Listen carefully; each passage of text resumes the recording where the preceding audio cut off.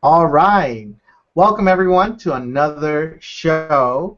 My name is Master Esteban Baez. I'm a fifth degree black belt in Taekwondo, recognized through the World Taekwondo Federation. And I'm also a long time student of personal development. I also love to share everything that I learn in the personal development industry when I'm teaching martial arts or when I'm talking with friends and so on and so forth. And today, I have a good friend of mine. His name is Justin, and he's a certified hypnotherapist. Justin, are you live? Yes, I am. Master Baez, it's a pleasure to be here with you. Pleasure to be here with you, the viewer, and be able to work and improve our self-esteem together. Excellent, excellent. So before we get started, I want to invite you to visit our website, reprogramyourself.com.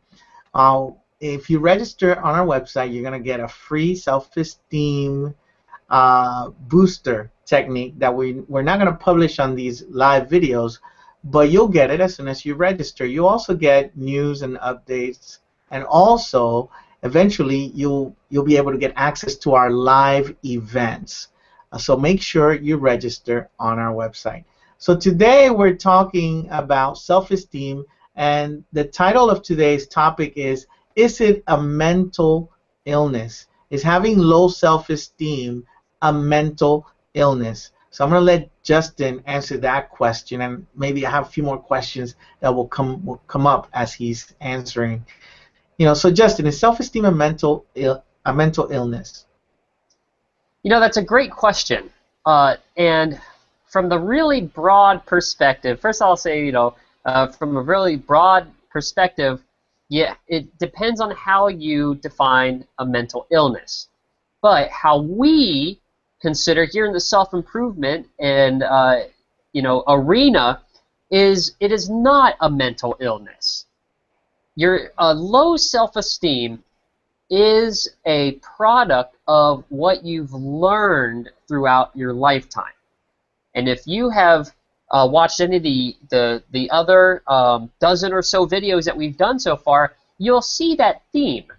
And that is that you have learned how you see yourself and how you feel about yourself from a lot of times it's in your childhood and also from other peers and even teachers and of course your parents. And that gives you the ability to change your learning, to actually relearn, be able to learn a new self-esteem and a new way of looking at yourself. Excellent, excellent. So it really is now when we're looking at it from the perspective of personal development or self-improvement. So we shouldn't say, "Oh man, something's wrong with me."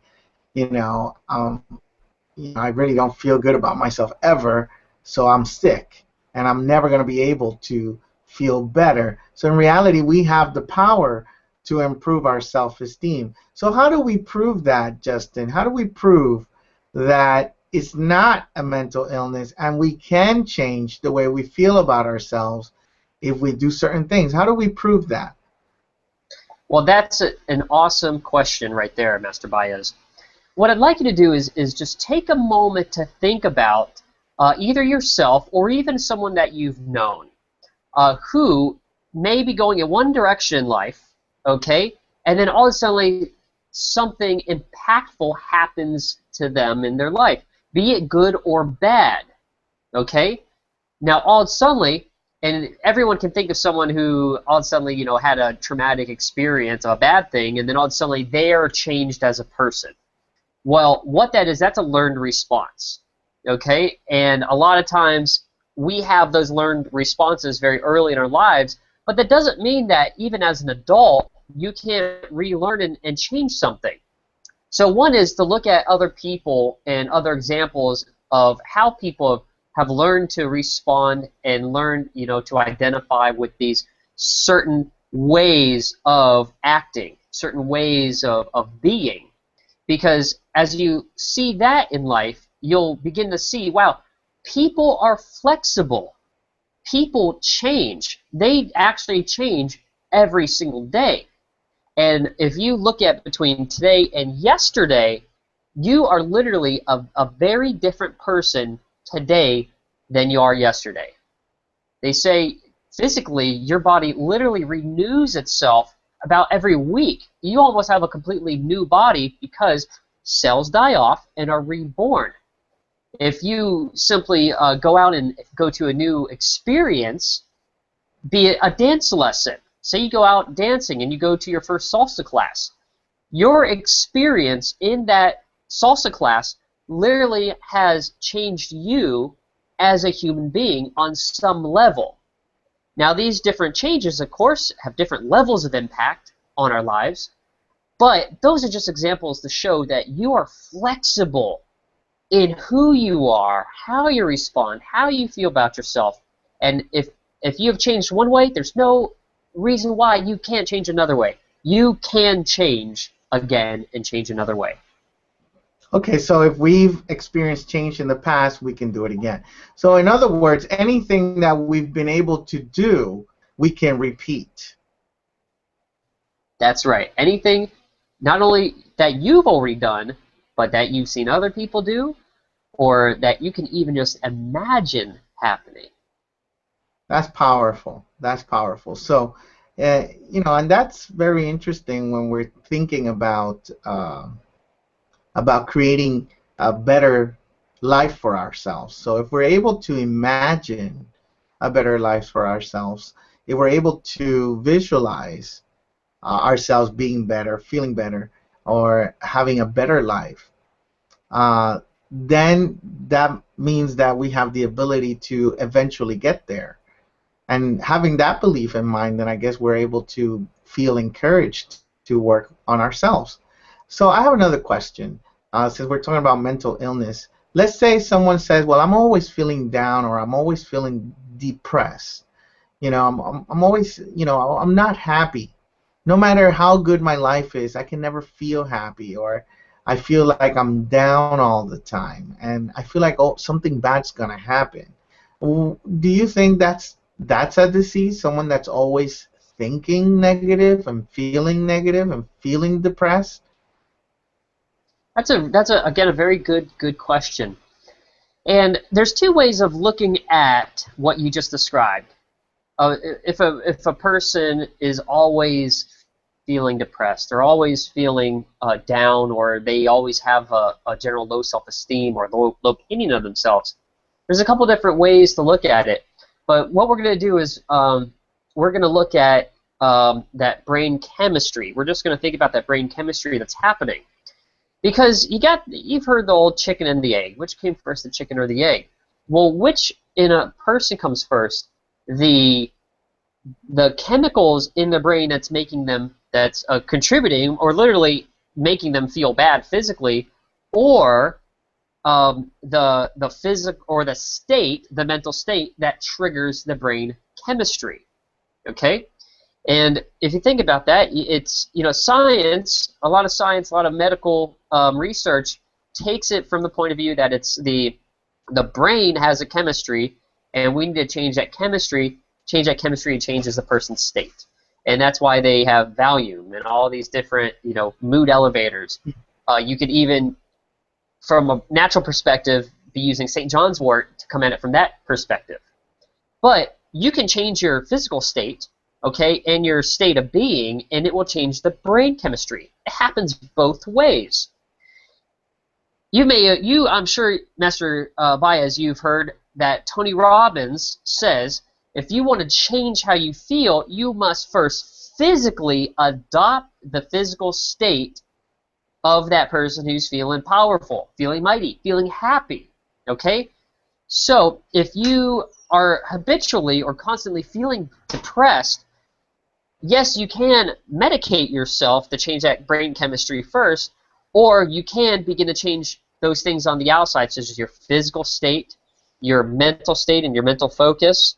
Also, things around you, like literal colors, will actually affect, the colors you have around you will affect how you feel. Excellent, excellent. So very good. I think you answered the question very well. I think everyone should know that what you said. you know, that we have chemicals that are being created, and the medical industry, right? Doctors do prescribe medicine to help change people's moods, right? But what you're saying is there's other ways to do it also. So, you know, I just want to throw in something here. I want everyone to know that we're not encouraging you guys. If you are currently, you know, seeing a doctor and you're being prescribed a medication for depression, we're not suggesting that you stop doing that. What we're suggesting is to also learn other ways to feel good about yourself so that you can create those feelings and emotions also yourself. So, you know, I think we can give an example here, Justin. You know, like I think it's very difficult, and you know, I think I learned this from Tony uh, many years ago. You know, to feel sad when you literally put a grin on your face. You know, because you're sending mixed signals. So, you know, if everyone did this that's watching, if you smiled right now, right, and you hold that smile, and you don't change the smile, and then try to feel depressed at the same time without changing your smile. I think you know, when people do this exercise, you know, they're smiling, and then when they start trying to feel depressed, they have to take the smile off their face. So if you try not to take the smile off the face, right, you put a big grin on your face, and then feel depressed, but you have a big smile, you can't really feel down when you have a smile. You have to change your physiology.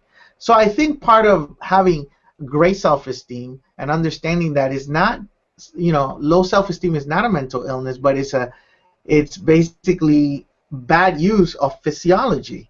Also, you need to learn how to use your body in different ways. So I think that's the key, in one of the biggest key in improving your self-esteem. And when you're feeling down, instantly learn to use your body to feel better. What's your take on that? I very much agree with you. And speaking of the medications, you know, the pharmaceutical companies, they have a lot of people who really don't like them, a lot of doctors, and I understand that. I really do. In addition, but I want to add on to what you were just saying there is that uh, the medication actually that a person does get from the doctor can be a very useful tool, okay, to actually create that initial interruption, okay, because when a person is depressed over a long period, it becomes a habit, and habits can be difficult to change, okay, they take effort, and mental effort and physical effort, and actually being able to at least temporarily talk to your doctor if you are experiencing depression, to be able to get the right medication for you will actually allow you to at least create that separation so that you can take the next step, which is to begin to change that your physical posture, how you smile, how you see things, okay, and and what you have around you that contributes to your overall feeling. Well, and what you focus on a constant basis. I think we focus on things even without thinking about it. We do unconscious focusing, you know, where we're constantly thinking about something. So I think it's important to become aware of that also. Awesome. Uh, do you want to do a little mental technique today, or should we save that for our next video? Well, let's save it for the next video. We've pretty much run out of time here. On our last video was we went over our time, so let's stay within the time on this one, Justin. I think we answered the question, and I want people to stay tuned and watch the next video because we'll definitely do a technique on the next one.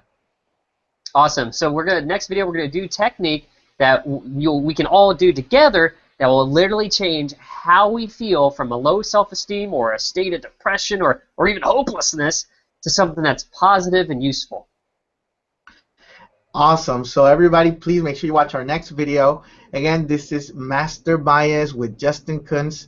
We're going to go ahead and sign out. But before we sign off, remember to visit the website, reprogramyourself.com, and register on our list so you can have access to many useful tools, live events, and also special techniques and exercises that we will not publish on these broadcasts. So thank you everybody for watching, and we hope to see you on our next video.